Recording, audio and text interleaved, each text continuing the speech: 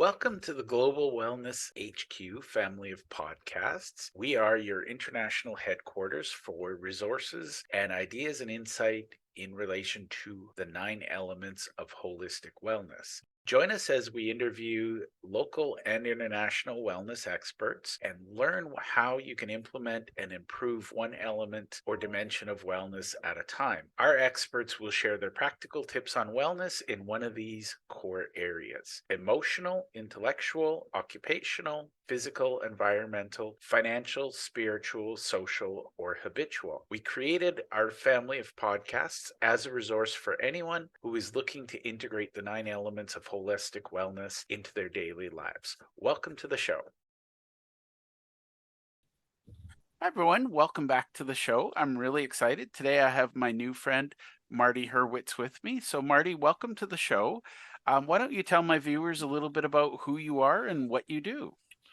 Thanks, Jeff. Great to be with you. Really appreciate the time today. My name is Marty Hurwitz. I'm the CEO and founder of a company called The MVI, and we do research and communications in the global gem, jewelry, and watch industries. I love it. I love it. And I'm sure my audience is, whether they know it or not, they're a fan of some of your clients. I used to live in the Caribbean and I got to know a lot about the watch industry because I don't know if most people know this, but people get on cruise ships, they go down to the Caribbean and they want to buy a Rolex. Baffles me why, but what I did learn in that space was that because of that cruise ship volume, Rolodex or Rolex, not Rolodex. I'm a networker, so I have Rolodex on the brain. Rolex actually, because of the volume, they send a lot of their exclusive or limited edition or ultra rare watches to be sold. And, it was nothing for a cruise ship passenger to walk in and leave with $100,000 watch. Yeah, interesting point. That's not happening anymore, and the reason is Rolex and Patek Philippe and the other Audemars Piguet, the other really exclusive watch brands, are completely sold out, and even their old versions, their legacy models, their original collector's items, you cannot get those. This is a category that has become more and more exclusive over time. And if you wanted a Patek Philippe tomorrow, you couldn't just walk into a store and get one. And you certainly can't get their older models. Those are really cherished and held on to. I love that, and that was definitely a few years ago, when I was in that space, and, it was just fascinating to me to watch people, to me, I'm going to on a beach vacation, I didn't want nothing to do with anything but the beach, and yet there were people they'd line up to get into, in some of these places, Grand Cayman in particular, there's more jewelry stores per square inch of land in that country than anywhere else in the world, I'm sure. All right, Marty, we're going to talk about a lot of things, but first of all, I want you to share with my audience what we were talking about, the concept of the lab grown diamond and, scarcity of diamonds, because I think that was just a weird little tidbit that Jeff's brain had to clear. So, Marty, why don't you share that little tidbit and then we'll talk about some other fun stuff. Sure, technology is happening everywhere, and it's happening in the diamond business. And in 2004, my company was involved in meeting uh, uh, some scientists actually in Boston that had actually grown a diamond in a lab. Now, the technology to do that's been around since 1950, but in 2004, they grew the first 1 carat white diamond gem quality in a lab. And um, it is completely identical to a mined diamond except for the origin. They are graded the same. They have the exact same scientific properties. Even the Federal Trade Commission in the US has said a diamond is a diamond, whether it's grown in a lab or is dug out of the ground. And so in 2004, we did the first consumer research study to ask consumers what they thought about these diamonds coming from a lab. And we were shocked at the results. Consumers were extremely interested in them, particularly younger consumers, millennial age, who are always interested in something different, something technological, and something that has sustainability at its core. And these diamonds are far more sustainable than digging anything out of the ground. They are less money for the consumer. And consumers all over the world now are gravitating to them organically, walking into jewelry stores or going online to find out and learn about them. And in the last 2 years, it has been an absolute disruption in the diamond business. As for those that say, aren't we cheapening the value? Are they worth the same as mine diamonds? All I can tell you is in 1938, the De Beers Company and their ad agency created a marketing campaign. It was the greatest marketing myth ever made to tell consumers that diamonds have investment value and that everybody should be buying them as an engagement ring, yada, yada, yada. It's all a myth. There are no investment value in diamonds, whether they're mined or lab grown. And frankly, the jewelry industry has to start telling that truth to this next generation of consumer if they want to attract them. And Yeah. we're not in the investment business. If you bought a diamond today and wanted to sell it tomorrow, it would depreciate faster than your car leaving the showroom. We're in the love business. If you want investment, you go see Charles Schwab. If you want to show an emotional commitment to somebody and embody a purchase with love, you come buy some diamond jewelry. I love it. So thank you for sharing that. And by the way, I could nerd out on this because I'm interested in the innovation piece, and I could ask you 1,000 questions. I'm going to ask you a couple, then we're going to get to some fun stuff. But I think the biggest lesson I'm hearing here is about market research and building relationships and understanding your market. First, I have to ask you a really stupid question because I don't know much about the industry, but what's the relative impact to the globe of a mined diamond? Let's pretend, northern Canada has, what do they call it? Polar ice or something, and they're saying, "Oh, we're not in the conflict zone, so we're friendly." But I feel like mining diamonds takes a lot of carbon, and there's a lot of processing to get that raw diamond to my front door. um, what's the relative impact on the planet of a mine diamond versus a lab grown diamond? Well, first of all, I have been to the Northwest Territories to see the mines up there. I have worked in Yellowknife because we were doing very special project related to the mine diamonds coming from Canada. Um, Really, it takes a couple of thousand tons of the earth to be moved to get a few carats of diamonds, and that earth movement by heavy machinery is quite an impact on the environment. Now, Canada is a leader when it comes to mining sustainably in a lot of industries, including the diamond industry. The mining that's going on in Canada is far and away the best in the world, including the fact that they are required to, when the deposit runs out, make the land look exactly like it was before they started. They also are very good in Canada, and these are requirements of the federal and regional governments. They're very good at involving the communities and the indigenous people in the benefits of the mining and the revenues that come from that. That's not true all over the world, by the way, but in Canada, they are probably the most pristine diamond miners there are. Having said that, however, to grow a diamond is a lot simpler, a lot less time consuming, very few admissions. About the most uh, uh, taxing environmental issue is the electricity it takes to grow the diamond. And It's an electricity intensive process, but a lot of growers are using sustainably sourced energy for that. Some growers are even using carbon sequestration to actually pull carbon out of the air and put it into the diamonds that they grow. So it's quite an advancement technologically and environmentally.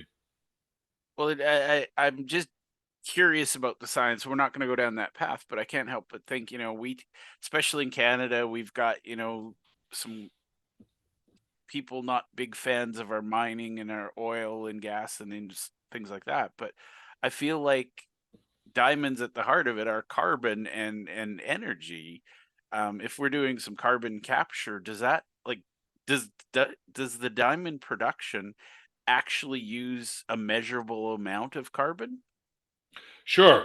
And there are two main technologies. One is called CVD, chemical vapor deposition, and the other is HPHT, um, high pressure heat treatment. In the first, you are literally taking carbon and methane, and in a small chamber about the size of a microwave oven, you are you are creating a plasma that drops droplets of that gas and heat mixture onto a diamond seed, a very actual a plate of diamond, and you continue that process for 10 days to 2 weeks, and you grow a diamond. Literally grows up from the seed, Oh and man, I want to see that now. it's an amazing, absolutely amazing process. And there's variations of it, but it's highly automated and incredibly scientific. I love it. Now I'm going to ask you just a random question, then we'll get to some other stuff. But um, what are the color possibilities with lab grown diamonds? Because that was a big thing once upon a time. My wife's engagement ring, we have a yellow diamond, and I think there was a couple of colors, and then now it feels like there's a rainbow. Am I crazy or? Well, um, the color diamonds have always been rare in the mine sector, extremely rare. We did some work in Australia for a number of years with the Argyle Diamond Mine, which was the world's greatest source of pink diamonds, natural color pink diamonds. Those are by far the most expensive diamonds in the world still. And yes, those are investments, but you can't get them. They're so rare. Um, in the lab grown space, yes, there are people growing a range of different colors. This is completely dependent on the gas mixture that you put into the chamber to grow the diamond. In fact, most recently in Paris, one of the world's um, highest upmarket luxury retailer, Fred Joallier on Place Vendôme, launched a lab grown diamond jewelry collection that's centered around a blue diamond grown in a lab. And it was a spectacular stone, but you need to be able to repeat that stone in order to do a collection with it. And you couldn't rely on a mined blue diamond, and it would be prohibitively expensive. But in lab grown diamonds, you can grow the exact same stone every time. Wow. Okay. We could go on a tangent here. I'm one last question, and then we're going to get into mindset. Um, I'm blown away because my brain immediately goes to the obvious, which is you hear the diamond commercials and things like that.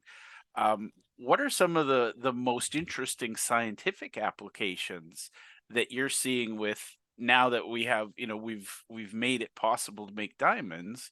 What sort of scientific applications are you starting to see that didn't exist before lab grown diamonds? One of my favorite subjects. So, in fact, the scientific applications will outstrip the gem applications a thousandfold, because diamond in its natural state or lab grown state is a dissipator of heat. If you put a heat source to a diamond, the diamond will absorb the heat. This is significant in microelectronics, semiconductors, and even more so in quantum computing, because you can put circuitry on diamonds. And right now a big thing with servers and cloud servers and quantum computing is these microelectronic applications generate a ton of heat, and there's a whole field of cryogenics just developed to cool that circuitry. Some servers for the cloud are kept underwater to keep them cool. Yeah. And everybody now wants to experiment with diamonds as a replacement for silicon, Ooh. so that the temperature in the microelectronics field can be reduced. And this is happening all over the world right now. Amazon is aggressively exploring and researching with lab grown diamonds for their quantum computing, as are 100 other players in the technology field. So that's going to be a big game changer in technology, and that will far outstrip the gem business once it gets going. Yeah, well, I'm just thinking of my cell phone. Once upon a time, I was driving with the GPS and my battery was low, so I plugged it in. And at some point, my phone shut itself off and said, "I'm too hot. Please pick one thing, and you're burning me." And I literally had to put my phone in front of my air conditioning so that it cooled off. But yeah, silicone has a lot of, the tech has a lot of heat attached to it. So. That's and okay, now I have to go down a tangent because quantum computing, I've believed it was, possible but far out. How close are we to big breakthroughs in that? Um, we're close. It's kind of a secretive thing because everybody's playing to get the first breakthroughs. Yeah. Um, a lot of it is in the research. I have to tell you that growing diamonds for those scientific applications like quantum computing is much harder than growing for gem applications. First of all, you grow horizontally instead of vertically, and you have to create a 2-inch wafer of incredible purity, far purer than a gem application. And that's really hard to do. So, not every scientist that knows how to grow diamonds knows how to grow for advanced scientific applications. So, it's really hard stuff. But everybody's moving pretty aggressively in it, and I would say we're a couple of years time frame away from not only quantum computing, but quantum computing using diamonds in commercial applications. There's quantum sensors that use diamonds. There's quantum relays that use diamonds. There's a lot of different applications where diamonds are going to be used. That is fascinating.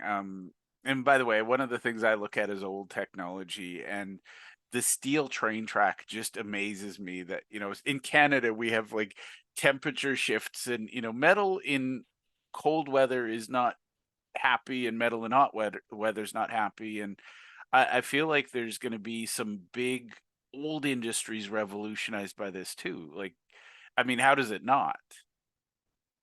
But Yeah, I agree. I agree. It's probably going to revolutionize space technology because to go up in space, you have to minimize weight, yeah, and they need all that circuitry. But if they can reduce the heat and the cryogenics to cool it all, they could get up to space in a lot less yeah, expensive way. So yeah, there's defense technology, same thing. So yeah, you're right. aero There's a lot of aerospace, yeah. totally. There's a lot of legacy systems that will be affected by the improvement in diamond growing. Well, and I can't help but think just the power grid, like there's so many possibilities. All right. I will not nerd out with Marty, and I think it's fair to say, Marty, you're coming back. We'll be inviting Marty back, and we'll have a complete nerd innovation conversation. But let's talk about what we actually agreed we were going to talk about. And I'm going to ask you a fun question. How has mindfulness helped you manage your business and your personal life? Because I think that's very important to our wellness show. Yeah, as you've experienced, and I'm sure many of your viewers have experienced, um, small business is a very challenging uh, thing in a lifetime, a career. Entrepreneurship is extremely challenging. You really go through some peaks and valleys and a lot of experiences. And all I can say is none of it is linear. Despite what they teach you in business school, despite what your parents taught you, it's not a straight line. It's not do A, do B, do C, get to D. It's really a squiggly mess of lines, and you have no idea where it's going. You literally have to embrace the spontaneity of life every single day. You have to forget, like they say in baseball, you have to have a really short memory of what you did yesterday. You have to forget yesterday's regrets and mistakes, and you have to ignore the anxieties about tomorrow and really focus on the now and living in the now. And I have really been a proponent of this. It has driven my all my adult relationships with my wife and my kids, and it has driven the business that I have to get through the peaks and valleys and try and be very clear about where the opportunities were. I love that, and I think you've got vast experience with your track record working in business. What's the best business advice you've ever had, and how has it impacted you today? We'll talk more about mindfulness, but I think let's find a little state of mind from Marty. Well, very often opportunities are not coming to you on a silver platter, and you have to uh, think of the opportunities that exist for your business to likely not look like what you thought they were going to look like. And that means you really have to look everywhere at the same time. And that's really hard to do. But more importantly, you have to be very receptive to having conversation, communication, interaction, networking with all manner of people all over the world. It's great now with the internet to do that. It's opened up a lot of uh, opportunity seeking for people like me and you and a lot of your viewers. And you literally have to do that every single day. And I do that. And one thing I use religiously, and this was a piece of advice I got early on, was I'm a CRM fanatic, customer relationship management. I really document every person I meet, even if they're not related to my business at all. You mentioned Rolodex earlier. Well, our kids don't know what Rolodex is, but but CRM is the Rolodex of today, and whatever you put in there yields 1,000 times the results for you in terms of relationships, business development, and anything else you want it to be. So, this to me is critical. It doesn't Opportunity doesn't look like what you think it is, and you got to be open to every conversation to hear where the opportunities may be.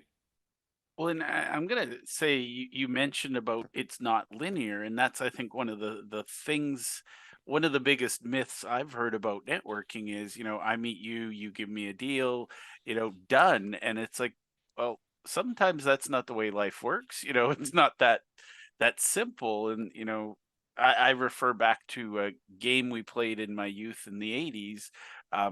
It was called 6 Degrees of Kevin Bacon, and you could connect people through Kevin Bacon, but I think one of the things I love is with Zoom, with social media, we can connect with people that, you're in sunny San Diego enjoying the nice weather. I'm up in Edmonton today whining about the new snow we have on the ground.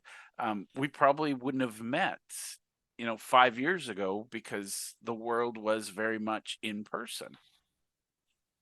Yeah, that's absolutely true. I think the internet, the computer revolution, were made for me, and probably for you too. I mean, I have just taken so much advantage out of it in terms of meeting people.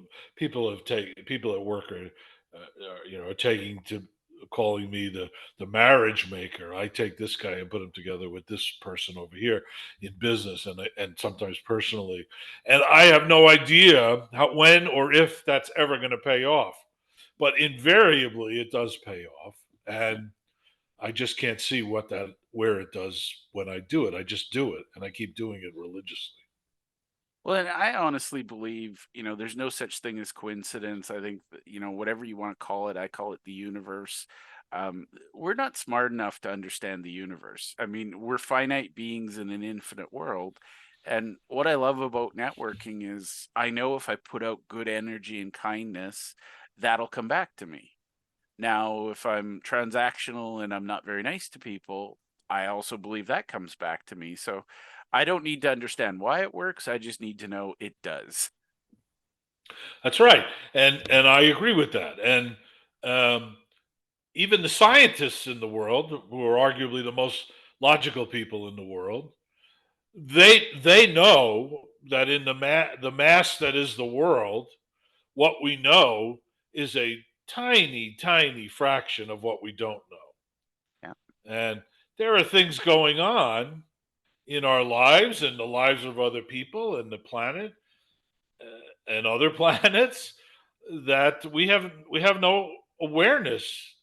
Sometimes we get deluded into thinking we know things, but we really don't know very much at all. And it's better to operate under the assumption that we just don't know everything, and we need the universe to bring us things, and we need to give things to the universe.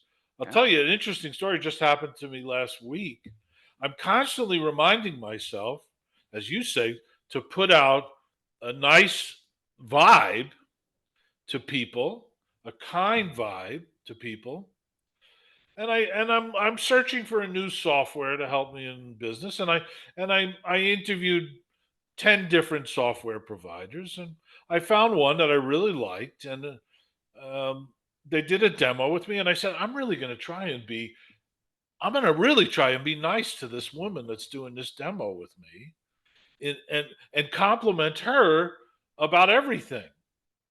And the reaction was striking, uh, in terms of her interaction with me and what she was willing to give back because of the positive nature of my conversation with her. Yep. And it's funny. We're gonna get into mind abundance. I feel like because that's one of my biggest aha moments is how many people believe in scarcity and how abundance seems to be scarce some days. But my experience is if you believe in abundance, you'll find it. You believe in scarcity, you'll find it. And honestly, it's the energy you bring to the world. Now let's roll back here for a second because I want to talk more about mindfulness. And one of the things I'm mindful of is definitions. How do you describe mindfulness and how do you practice mindfulness? For those who are, I assume most of my listeners have an idea of it, but I'm learning to define things just so we're all having the same conversation. Yeah. Um, for me, mindfulness is being in touch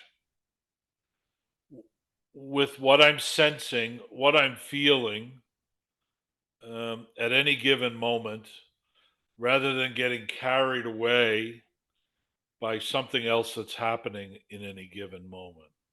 I want to always come back to the breath, and I want to always come back to the moment of what emotions are running through me right now, not to allow them to overwhelm me, not to allow them to distract me, just to allow them to remind me of my connectivity with the world and all its people, and using that as sort of a baseline of all my behaviors. That's how I see mindfulness.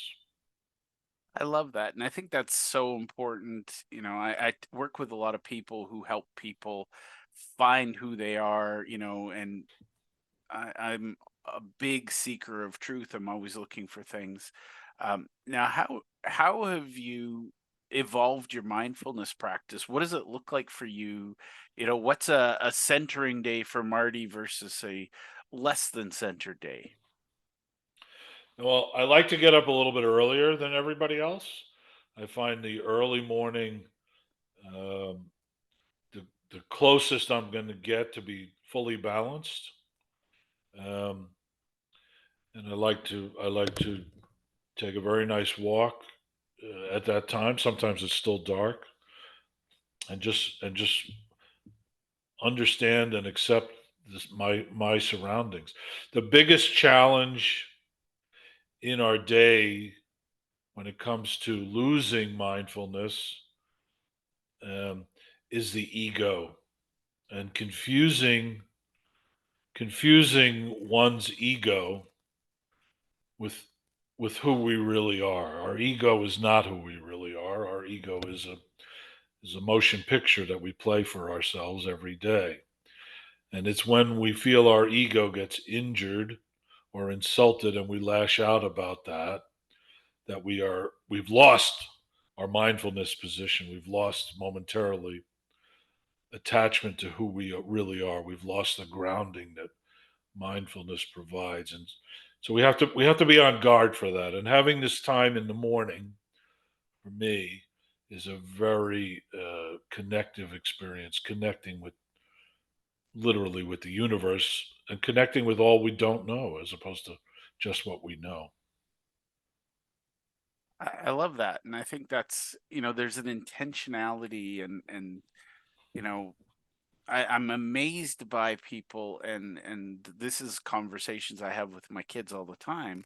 You know, we scatter and scurry around like we're ants. I'm in a hurry, I'm in a rush, I got to get somewhere, and it's like it fascinates me how little people actually put into thinking about where are you going and why are you going there. Right. This becomes even more real as you get older because you reach a certain age, you're wondering why you're rushing anywhere. When you're younger and you have the energy, you just rush because you think that's the thing to do. But when you're older, you realize, well, I don't really need to rush. I'm not going anywhere. So Yep. I love that. Now, Marty, I could talk to you all day, but I do want to be mindful of your time. So I'm going to only ask a couple more questions, and then we'll connect you with some people. And definitely, I feel like my audience is going to want to talk more about diamonds. We'll talk more about mindfulness. Um, how would so I'm going to ask you, this is inspired by Bob Berg, and I'm just going to be honest with my audience. Bob asks the question way better than Jeff does, and I'm trying to find my notes on it. But Bob basically tells people, and this is my favorite question, so I'm going to ask it for you. How might I recognize a great introduction for you? hmm, good question. I would say I'm a lover of family and a lover of friendship. And at my core, I have two really deep seated qualities or skills. One is I am a communicator and I am a creator. And those two skills, which seem to be innate to me, are what has driven any success I've had in this world, both on my personal side and my business side. I love that. And I get the sense that for you, relationships are important. You're not looking for the transactional. You're not going to sell somebody something just because you have something to sell. So I feel like whether you use this word or not, I feel like you're part of the Go Giver community. Does that word resonate with you in any way? Yeah, absolutely. Because what is that saying? Nobody's going to care about your product until you care about them, or until they know you Yeah. care about them, and that's how I feel. Yeah. It's something about, wait, nobody cares what you do until they know how much you care. So you were Right. closer than I. But the truth, Because it's true. You can't, if you think you're selling something to somebody because it's a superior product, that's a myth in and of itself. You're really ultimately selling yourself, and people want to see how much you care about their situation before they buy what you have to sell. I love that. Well, I think you and I could talk all day. So I'm going to ask the burning question. How can people connect with Marty and learn more about the fascinating things you're working on? Because you and I are talking about diamonds in detail. So thank you for educating me. But how can people get to know you and maybe learn about what you do? Oh well, the two quickest ways of one is my website. It's called the MVI, and I is spelled out EYE, so THEMVEYE.com, and you can learn all about me there, and even subscribe to any one of our newsletters. Um, and the second way is on LinkedIn. I'm a massive fan of LinkedIn, and it speaks to everything you and I have been talking about. It seemed like LinkedIn was invented for me personally, uh, and I have connected with people all over the world, and I know you have as well. And I've had some fantastic relationships evolve out of LinkedIn in all different fields, and many of them unrelated to the transactional part of life. Yeah. Well, for what it's worth, Marty, I'm going to share that I have a lot of friends who've written books on LinkedIn. They've studied the algorithms, and every single one of them says, Jeff, you're using it wrong. And I'm like, yet you came to me yesterday and asked if I could help you find clients. Um, I like you. I seriously thank you to the developers. I swear they built it for me because I use it to build relationships, and I love the simplicity of connecting people. And people always say, "Oh, you could automate that, or you could use AI." But I'm like, no, I'm a real human being. You connect with me on LinkedIn. You're connecting with me. If you're mean to me, guess how many of my friends you're going to meet? Zero.